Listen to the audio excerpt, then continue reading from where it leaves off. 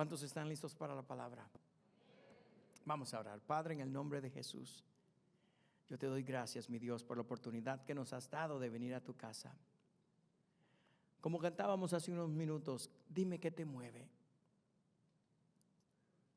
Pero sabemos, Señor, que la obediencia, el ser hacedor de tu palabra también te mueve. Y en este momento, Señor, queremos poner este tiempo en tus manos para que tomes nuestra mente, nuestro corazón cautivos para poder escuchar tu palabra, para poder atesorarla en nuestro corazón y para poder obedecer tu palabra, ser hacedores de ella. Señor, te pido que nos hables a cada uno de nosotros conforme a nuestras necesidades. Trae revelación a través de tu palabra para cada uno de nosotros, mi Dios, en el nombre de Jesús. Amén, amén, amén. Como les decía, vamos a estar viendo sobre todo el libro de Marcos. Mencionábamos la semana pasada, Marcos no fue uno de los discípulos que caminó con Jesús, era muy joven. Y Marcos hizo todas las cosas malas, quizás como para ser alguien que Dios utilizaría, porque fue en el primer viaje misionero que fue con Bernabé y que fue con Pablo. Al ver la oposición y la manera como estaban tratando a Pablo, lo golpeaban, lo encarcelaban, se atemorizó el joven y dijo: ¿saben qué? Esto verdaderamente, y pensándolo mejor yo me regreso con mi mamá. Mi mamá está empezando una iglesia donde están llegando unos en casa, allá me voy a congregar con ella, yo me regreso. Pablo no le gustó eso. Y luego en el segundo viaje misionero, Pablo le dijo a Bernabé: regresa, dejemos que otra vez venga Marco, mi sobrino, con nosotros. Y Pablo dijo: no más con tu sobrino. Y Dios estaba haciendo algo precioso en la vida de Marco. El hecho es que tenemos el libro de Marco delante de nosotros, donde Marco presenta a este siervo fiel que sufre, pero que también es un rey. Y eso es lo que nos presenta, sin mucha historia. El hecho de que este libro fue específicamente escrito para traer conocimiento a los gentiles. Específicamente en el momento que se escribió, se cree que fue para la iglesia en Roma.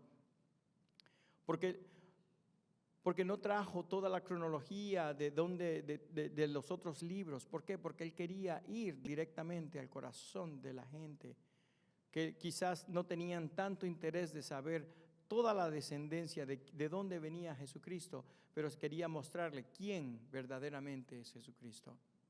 Entonces, esa fue la intención de Marco, escribiendo una historia que venía no a la ligera, sino que estaba construyendo algo especial, que estaba trayendo una revelación progresiva. Desde el capítulo 1 va a ir progresando a llevarnos a conocer las historias, las cosas que fueron importantes en la vida de Jesucristo y en la vida del pueblo que recibió a Jesús. Pero lo recibió de manera, podemos decir, lo recibió de segunda mano, porque Marco fue el discípulo, Pedro era el que estaba de mentor de Marco. ¿Y quién mejor que Pedro ser el mentor de Marcos cuando Pedro había negado a Jesucristo, había llorado amargamente? Y ahora encontraba a este joven que también amargamente se había dado cuenta que no había caminado con Pablo en el viaje misionero. Entonces Pedro, con la gracia de Dios, pudo ayudarlo, y por eso es que ahora miramos las escrituras del libro de Marcos. Marcos dice en el primer capítulo que Jesús actúa con su autoridad. Es lo que vimos la semana pasada, la autoridad de Jesús. Y ahora en el capítulo 2 de Marcos, ahora vemos a Jesús reclamando su autoridad delante de todos los religiosos. Este capítulo responde a una pregunta muy importante, que es: ¿quién es Jesús para hacer y decir las cosas que solo Dios puede hacer? ¿Cuáles son esos atributos que solo le pertenecen a Dios? Y ahora Jesús está caminando en las características y atributos de Dios aquí en la tierra. Y la respuesta de Marcos es muy clara: porque Jesucristo es Dios. Eso es lo que Marcos le está diciendo a la gente, a los gentiles, a la iglesia de Roma, le está diciendo, ¿por qué Jesucristo hizo todo esto? Es porque Jesucristo es Dios. Él es el Rey. Él es Dios encarnado. Él es el que vino a la tierra. Por eso es que puede hacer todas las cosas que está haciendo, porque vino Dios y bajó del cielo y vino a vivir entre nosotros. Es exactamente, dice, su autoridad no es falsa, no es prestada, es autoridad divina que solo Dios la posee. Por eso Jesucristo hacía y decía todo lo que hizo. Y en los pasajes que vamos a leer, vamos a ver a Jesús caminando en 3 líneas sagradas que solamente le pertenecen a Dios. Y número 1 dice que es el perdón de pecados, porque solo Dios puede perdonar pecados. Número 2, su autoridad para decir quién pertenece al pueblo de Dios. Y número 3, su autoridad sobre la ley. Así es que, y nos vamos a ir corriendo al punto número 1, Jesús ejerce su autoridad, y vamos entonces a empezar a leer. Si trajeron sus Biblias o sus aparatos dispositivos, vamos a empezar, o las pantallas de hecho, en Marcos capítulo 2, versículo 1 al 12, vamos a leer esta historia. Y dice la palabra de Dios: entró Jesús otra vez en Capernaum después de algunos días, y se oyó que estaba en casa, e inmediatamente se juntaron muchos, de manera que ya no cabían ni aún a la puerta, y les predicaba la palabra. Entonces vinieron a él unos trayendo un paralítico que era cargado por 4. Y como no podían acercarse a él a causa de la multitud, descubrieron el techo de donde estaba, y haciendo una abertura, bajaron el lecho en que yacía el paralítico. Al ver Jesús la fe de ellos, dijo al paralítico: tus pecados te son perdonados. Qué gran bomba en ese momento delante de todos aquellos que estaban escuchando eso. Diría, ¿cómo se atreve? Estaban allí sentados algunos de los escribas, los cuales cavilaban en sus corazones: ¿por qué habla este así? ¿Cómo se atreven estos jóvenes, verdad, a hablarle a Jesús de este? Blasfemias, dice. ¿Quién puede perdonar pecados sino solo Dios? Y conociendo luego Jesús en su espíritu que cavilaban de esta manera dentro de sí mismos, les dijo: ¿por qué caviláis así en vuestros corazones? ¿Qué es más fácil, decir al paralítico: tus pecados te son perdonados, o decirle: levántate, toma tu lecho y anda? Pues para que sepáis que el Hijo del Hombre tiene potestad en la tierra para perdonar pecados, dijo al paralítico: a ti te digo, levántate, toma tu lecho y vete a tu casa. Entonces él se levantó enseguida y, tomando su lecho, salió delante de todos, de manera que todos se asombraron y glorificaron a Dios, diciendo: nunca hemos visto tal cosa. Es increíble. Dice que por eso es bueno tener amigos de fe, porque dice que el paralítico lo trajeron varias personas. Yo pienso que eran más de 4. ¿Por qué? Porque eran varias personas, pero 4 lo cargaban. Pero la fe de ellos era traer este paralítico para que recibiera la sanidad. Era popular, me imagino, lo querían tanto que querían y sabían que el que tenía el poder para sanarlo estaba en esa casa. Pero había mucha gente. ¿Y qué hicieron? Lo que nunca quizás ni usted y yo hubiéramos hecho, porque íbamos a abrir la cartera para ver si podíamos hacer semejante cosa. Se subieron y rompieron el techo de esa casa para bajar al paralítico. Después se encargan con el seguro. Pero tenían fe, sabían que ellos iban a hacer algo que nadie, quizás ni usted ni yo íbamos a hacer: romper el techo de una casa para bajarlo, para mostrarle a Jesús que tenían fe y que estaban desesperadamente esperando un milagro para este paralítico. Y Jesucristo, lleno de amor y misericordia, no les dijo por qué hicieron esto.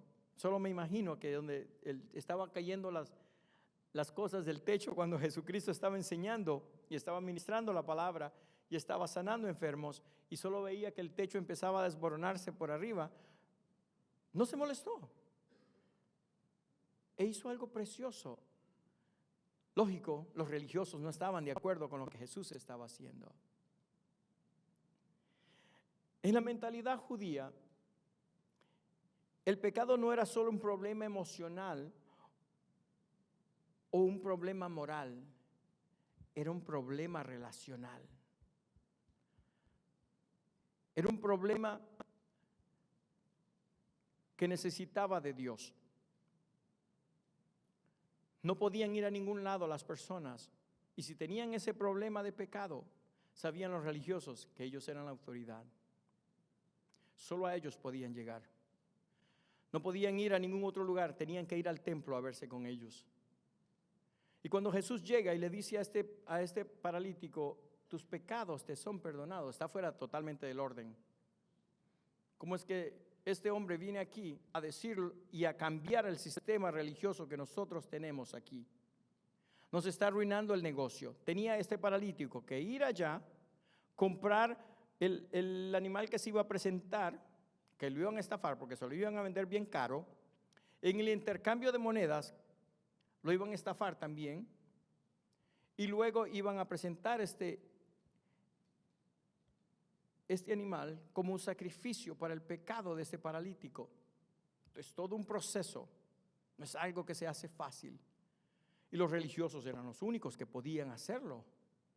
Y cuando llega este hombre, Jesucristo hecho hombre, y le traen al paralítico y le dice, tus pecados te son perdonados. Dicen ellos, ¿quién es este que dice semejante cosa? ¿Con qué poder este hombre puede decir tus pecados te son perdonados si eso solo le pertenece a Dios? Esa es blasfemia. Pero la verdad es que Jesucristo no pedía permiso para hacer lo que tenía que hacer y su propósito, su plan se iba a llevar a cabo, tuviera oposición o no. Y tuvo enfrente a este paralítico para darle misericordia.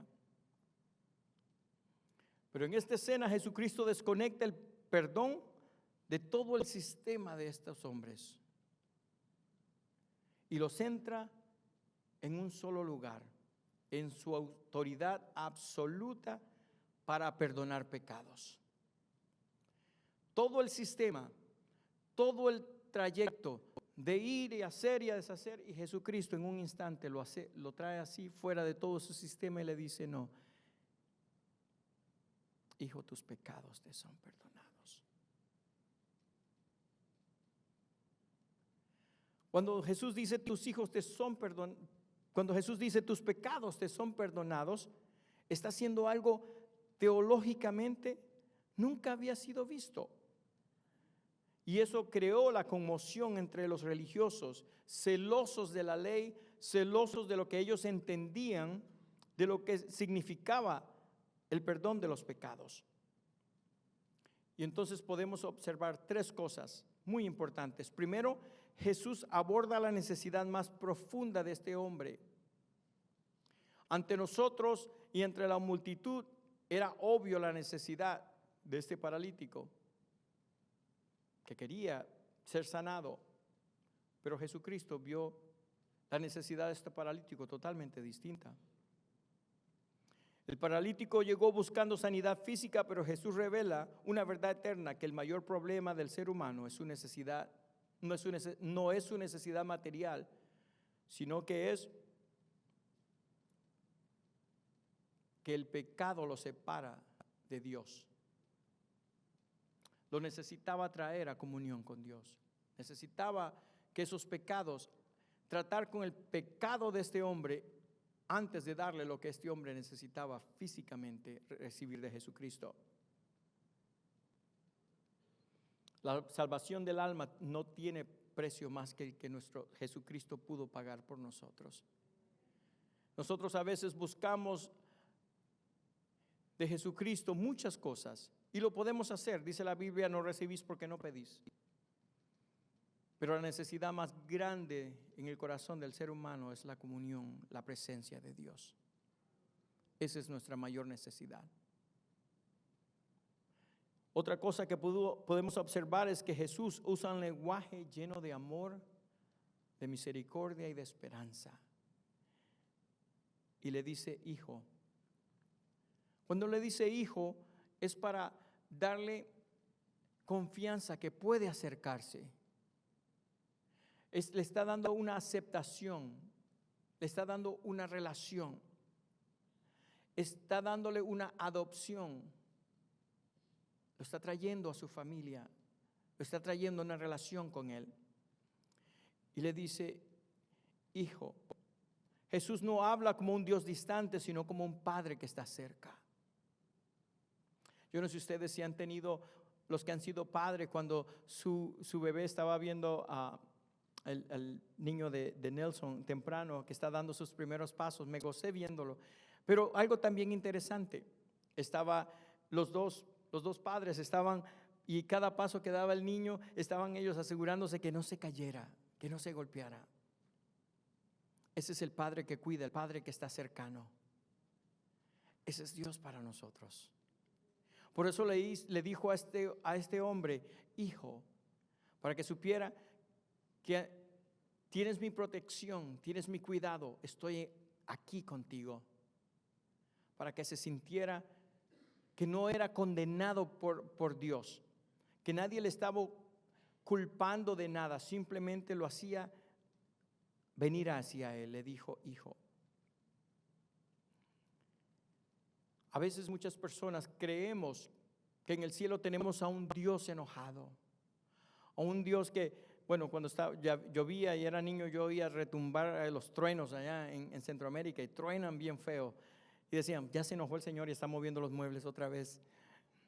Y a veces tenemos esa idea de que Dios está enojado, que Dios vive enojado porque nos portamos mal, que Dios vive siempre viendo a quién voy a hacer castigar ahora, a quién voy a mandarle más enfermedades, que por quién se está muriendo porque Dios estaba enojado. Y tenemos esta idea de un Dios enojado. Pero la Biblia nos pinta otro cuadro distinto. Dice la Biblia en Juan 3:16 que porque de tal manera amó Dios al mundo, que envió a su único hijo. Y después dice el 14, para que nadie se pierda, porque no vino para condenarlo, sino para que tuviéramos vida eterna. Ese es el Dios que nos da ese amor, esa misericordia. Jesucristo quería que este paralítico supiera que el Dios estaba encarnado, estaba delante de sus ojos, y le decía hijo. Lo estaba trayendo a un lugar donde podía sentirse seguro. Y la tercera cosa que observamos es que los escribas reaccionaron porque teológicamente tenían razón. Solo Dios puede perdonar pecados. Ellos estaban con el entendimiento, ¿quién es este que dice blasfemia? Por eso se enojaron. ¿Por qué? Porque la Biblia lo dice claro. Dice en Isaías 43:25, dice, yo soy, hablando, ¿se acuerdan cuando se presentó a Moisés y le dice Moisés, ¿quién le digo que me ha enviado? Le dice, yo soy el que te envía. Jesucristo dice aquí a través del profeta en Isaías 43:25, yo soy el que borro tus rebeliones por amor de mí mismo. Por amor hacia mí mismo voy a borrar todas tus rebeliones. Por amor a mí mismo te voy a perdonar. Por amor a mí mismo te voy a hacer un futuro y una esperanza buena para ti y tu generación. Por amor a mí mismo voy a olvidarme de todos tus pecados y nunca más me voy a acordar de ellos. Por amor a mí mismo. Solo Dios es el que entrega ese amor y ese perdón. Y dice, y no me acordaré de tus pecados. Un Dios todopoderoso, creador del cielo y de la tierra, que diga, no me voy a acordar. Eso es una incapacidad. Es decir, no me acuerdo, es una incapacidad. A veces me quiebro la cabeza queriéndome acordar de cosas y le doy hasta cuando de repente, esa es una incapacidad, que nos olvidamos de cosas. Dios dice, por amor a mi nombre, de tus pecados nunca me voy a acordar. Porque te amo. porque tú eres todo para mí. Yo te crié con mis propias manos. El aliento de vida que hay en ustedes, yo mismo lo respiré en mi creación. Por lo tanto, yo voy a bajar y los voy a redimir. Y aunque su pecado sea grande, yo los voy a perdonar y nunca más me voy a acordar de tus pecados. Si eso no es suficiente para venir a la casa de Dios y derramar nuestros corazones ante su presencia, yo no sé qué otra cosa podemos hacer. Ese es el amor de Dios para sus hijos. No me voy a acordar de tus pecados. Dice el salmista, alguien que tuvo una experiencia increíble con relación a recibir la gracia, el perdón y la misericordia de Dios. Dice en el Salmo 130, versículo 4, pero en ti, Dios, hay perdón para que seas reverenciado. Pero en ti, Dios, el perdón viene de ti, mi Dios. Eso lo entendían los religiosos que estaban enfrente de Jesús y lo sabían muy bien.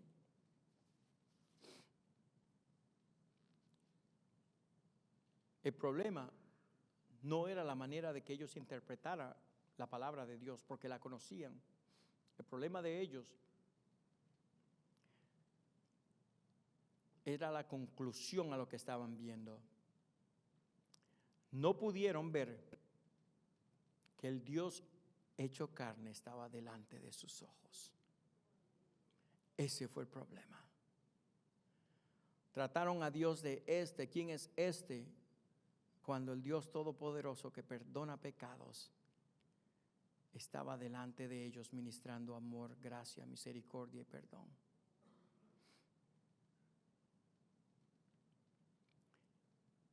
No pudieron, a pesar de que conocían las profecías sobre Jesucristo, el Mesías, no podían aceptar a este Mesías que estaba delante de ellos.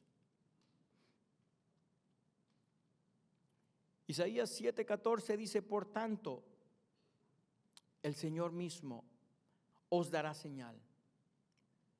Que he aquí que la Virgen concebirá y dará a luz su hijo y llamará su nombre Emmanuel.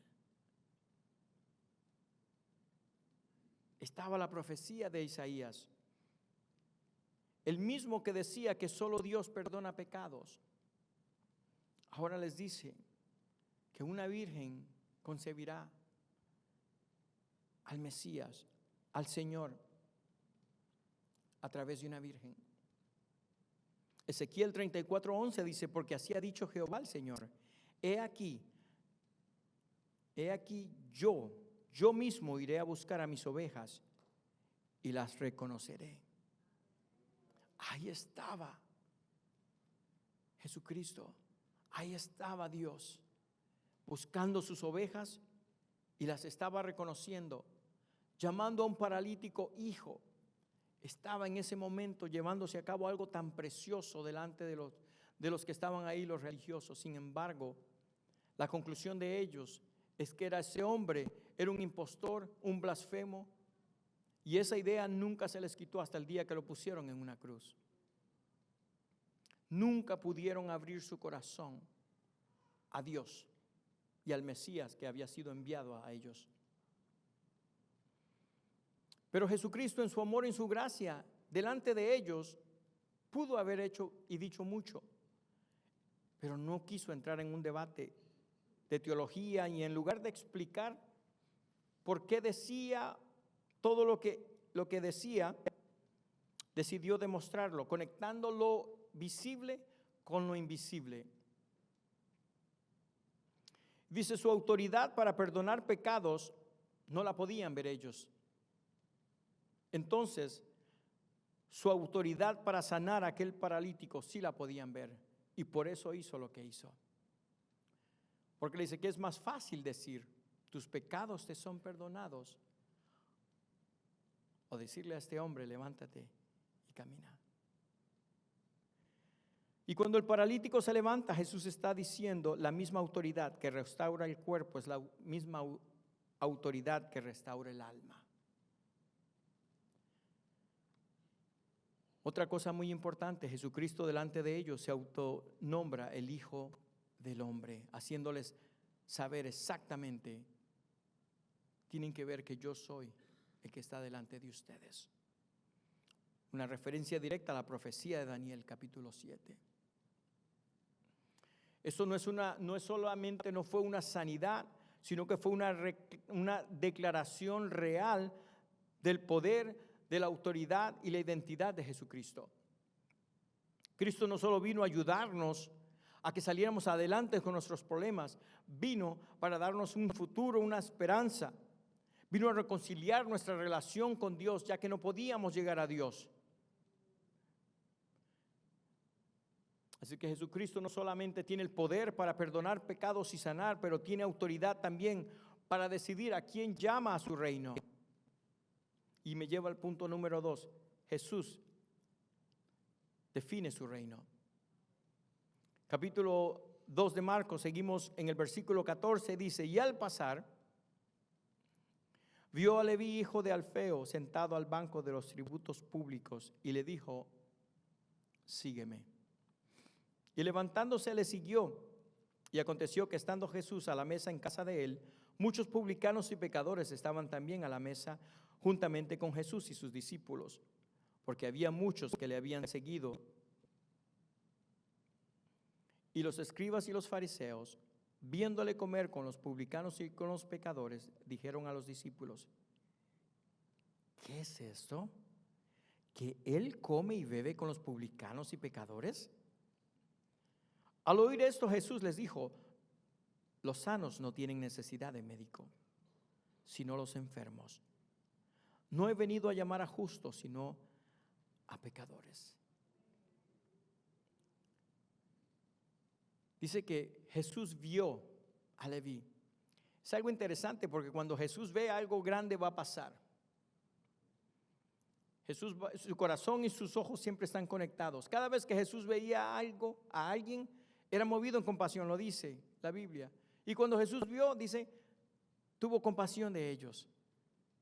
Jesucristo traía sus ojos bien conectados a su corazón, porque Él es Dios. Y cuando dice, vio a Leví sentado en el banco de los tributos, le dijo: sígueme. Deja eso, Leví, deja eso, sígueme. Porque ya le seguían muchos de ellos. ¿Y quiénes eran ellos? Los desahuciados.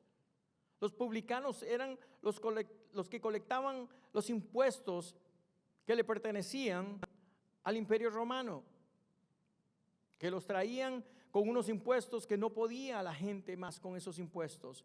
Los abusaban, los traían afligidos. Y los publicanos, que eran judíos, trabajaban para el Imperio Romano. O sea que le quitaban el dinero a la gente y se lo daban a los romanos. Los judíos no los querían. Eran los peores de los peores, porque eran los traidores. Nadie los quería, los consideraban inmundos. Nadie se acercaba a ellos. Porque si decían ellos, si fuera mi hermano no haría eso. Sin embargo, no los aceptaban ni los querían. Pero algunos de ellos, como dice la palabra, ya seguían a Jesús. Aunque de lejos quizás, pero venían queriendo escuchar todo lo que Jesús venía diciendo. Y Jesús le dijo a Leví: sígueme. Y luego lo encontramos a Jesús sentado con toda el equipo de trabajo, el equipo laboral de Leví junto a Jesucristo, teniendo un buen tiempo. Y aquellos religiosos que siempre andaban, como decimos nosotros, comiendo limón con la cara amargada, y vieron a Jesucristo teniendo un buen tiempo con ellos, se enojaron con Jesús. Y Jesús sale a la defensa y les dijo: los sanos no tienen necesidad de médico, sino los enfermos. Y no he venido a llamar justos, sino a pecadores. Al pecador, al que nadie quiere, a este yo quiero. Leví representa a los que están socialmente y espiritualmente descartados, a los que nadie quiere. Para el judío, un recaudador de impuestos era un injusto, era impuro, un traidor, excluido del pueblo. Pero Jesús hace algo radical. Lo ve Y cuando ve, lo llama y le dice: sígueme. No les dijo: arrepiéntanse, mala gente, malos hombres, enemigos de Dios y del pueblo, arrepiéntanse. Les dijo: sígueme y tráeme a todos tus trabajadores contigo. Vamos a almorzar, porque ahí voy a tener un tiempo con cada uno de ustedes, porque voy a extender mi misericordia y mi gracia a cada uno. No los veo como el pueblo los ve, sin un futuro, sin una esperanza. Yo los veo en lo que Dios puede hacer en sus vidas. Gracias a Dios que nos vio igual que a esos publicanos. Si no, ninguno de nosotros estaríamos aquí, porque todos quedamos descalificados. Cuando Jesús le dice, no le dijo arrepiéntete, simplemente le dijo sígueme. Y eso minimiza el pecado y maximiza el poder de la gracia de Dios. A través de Jesucristo el pecado ya no tiene poder, pero la gracia de Dios lo borra, totalmente lo aniquila, nos cubre con su gracia preciosa. No somos perfectos, y mientras vivamos en esta carne que continuamente va a pelear contra el Espíritu, y pido a Dios que siempre el Espíritu gane, pero cuando no gana, tenemos primera de Juan 1:9, que Dios es misericordioso para perdonar cualquier pecado y nos cubre de justicia. Esa es la diferencia. Jesús se sienta entonces a la mesa con los pecadores. En la cultura bíblica, comer junto a la mesa significaba mucho. Yo trabajé 10 años con gente del Medio Oriente. Me tomó un tiempo ganar la confianza de ellos. Pero cuando me gané la confianza de ellos, ya me permitían comer con ellos. Es algo distinto a la cultura de nosotros. Me recuerdo que comíamos todo de un mismo plato, y todos comíamos con la mano. Solamente los que están dentro de su círculo, ellos le permiten poner mano en el plato de ellos. Es algo interesante, precioso. Y cuando nos seguimos creciendo en este acercamiento, ya me querían saludar con un beso, le dije hasta acá. La Biblia habla de darnos un beso con ósculo santo, ¿verdad? Pero yo cuando miraba las barbotas así, le decía yo: hasta acá llego. Pero la verdad es de que era algo íntimo. Jesucristo estaba teniendo ese momento íntimo con todos estos pecadores. Y los religiosos estaban fatalmente enojados por ver eso.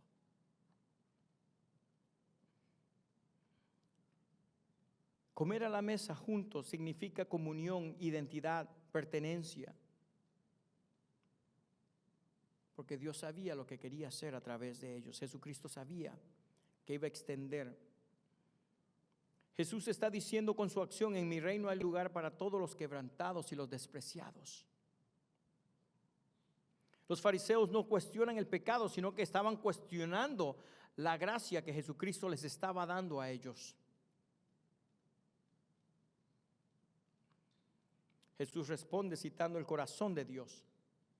Oseas 6:6 dice: porque misericordia quiero y no sacrificio, y conocimiento de Dios más que holocaustos.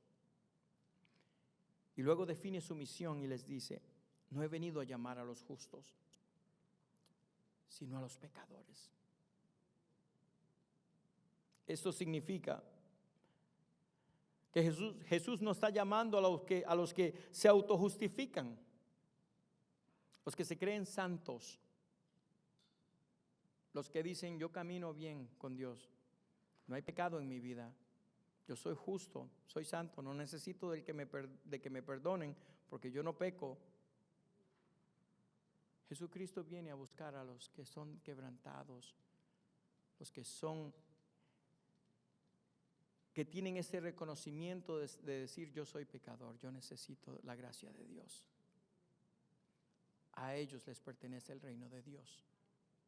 Aquel que puede ser humilde suficiente para decir: yo necesito de este Salvador, sin tratar de constantemente autojustificarse por sus acciones.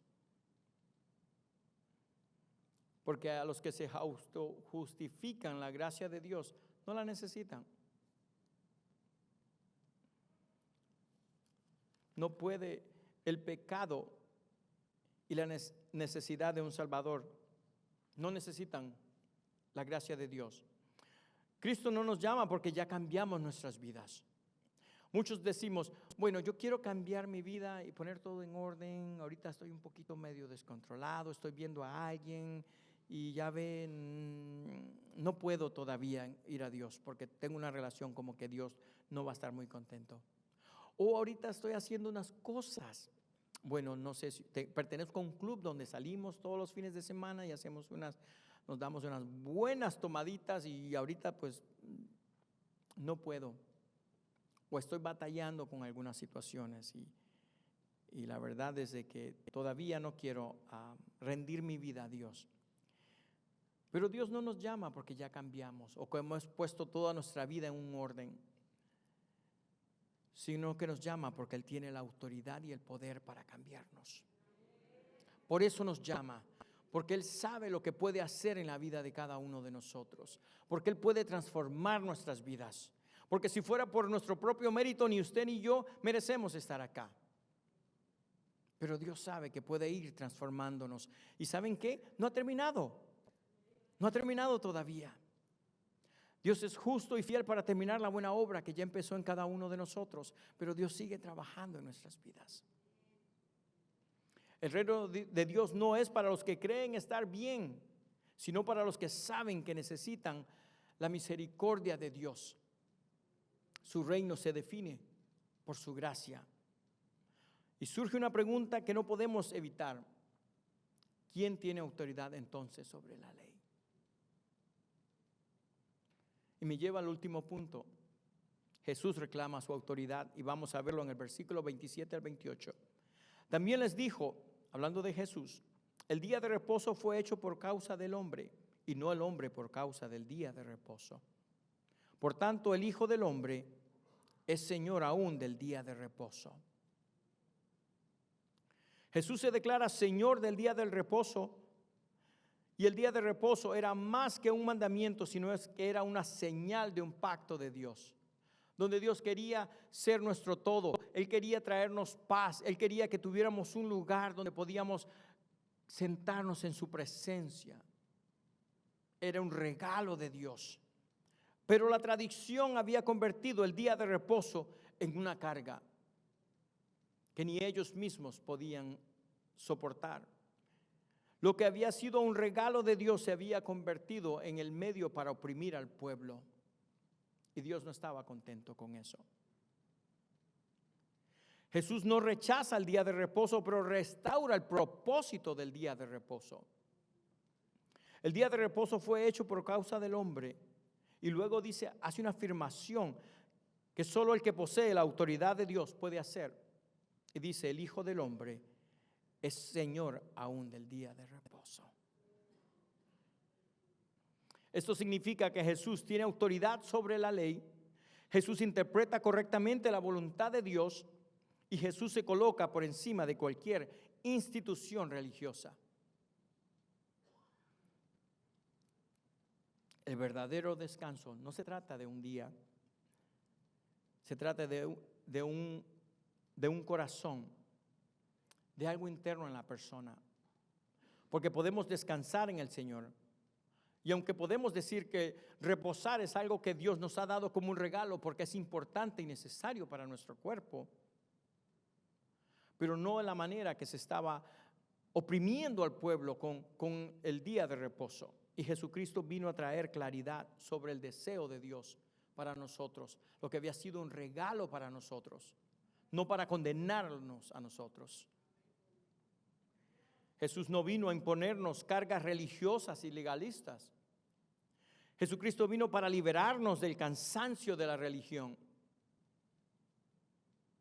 Si recordamos, los religiosos fueron los que empujaron a Jesús para que hicieran un juicio falso donde se burlaron y le mintieron y lo acusaron de cualquier cosa que quisieron, hasta que los romanos dijeron: tienen razón, vamos a hacerle caso a todos estos religiosos y vamos a crucificar a este hombre para que se acabe todo esto. Fueron los religiosos. Jesucristo no quiere religión, Él quiere relación. Relación es lo único que Dios está pidiendo de nosotros, que vengamos con un corazón contrito y humillado delante de su presencia y nos derramemos de Él, que le digamos: Señor, yo quiero todo de ti. Religiones fueron traídas por el hombre, no por Dios. Jesucristo nunca vino a traer religión. Nosotros la hemos hecho y continuamos trayendo más. Y entre más días vivimos y entre más pasa el tiempo y Jesucristo no viene, más religiones continuarán saliendo. Porque el hombre continúa haciendo religión, cuando Jesucristo fue claro. Él vino a restaurar el reino de Dios con el hombre,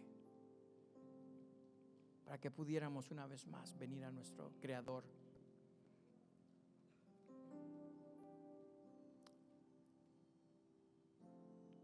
Donde Cristo reina, la culpa descansa.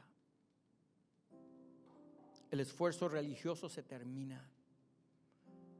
El hecho de que quiero continuar haciendo esto para ganar el amor de Dios o el favor de Dios o ganarme una salvación, cuando sabemos que la salvación a través de Jesucristo la obtenemos por fe, a través de su gracia. Y donde Cristo reina, el alma encuentra el reposo. Acabamos de ver que Jesucristo es el que perdona pecados, llama y restaura a los rechazados, reclama su autoridad sobre las Escrituras y ofrece el verdadero descanso que solo Él puede darnos.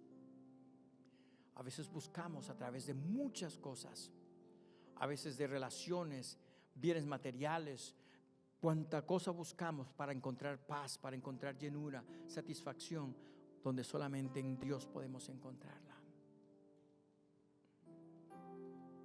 Y esto todo nos lleva a una verdad inevitable. Jesús no pide permiso para hacer su voluntad. Él quiere amarnos. Jesús está revelándose ante todos como el Dios eterno que vino a la tierra y vivió entre los hombres para traer ese futuro y esa esperanza. Marcos 2 termina preguntando una pregunta que cada corazón debe responder. Los religiosos no pudieron ver a Jesús, al Hijo de Dios, al Dios encarnado. Y la pregunta es: ¿quién es Jesús para ti? ¿Acaso fue solamente un buen hombre que hizo buenas cosas, que entregó su vida en una cruz?